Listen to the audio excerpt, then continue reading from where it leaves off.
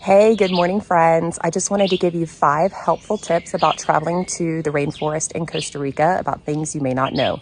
For all of my Houstonians, you are either traveling up or down at all times, as so. So this is just me trying to get to breakfast. So I'm constantly out of breath because we're not used to it where it's flat. 2, don't worry about putting makeup on your face or doing your hair because with the humidity, it literally just drips right off. So bring a good moisturizer and get ready to all natural. 3, bring a good bug spray. There's lots of bugs here that fly. Haven't had anything sting me or bite me, but they're everywhere, so just try to embrace their beauty. 4, pretty much all of Mexico and Central America, they don't flush toilet paper. So don't do that because it can really mess up their septic system. And while I was here, I did break a toilet. So there's that.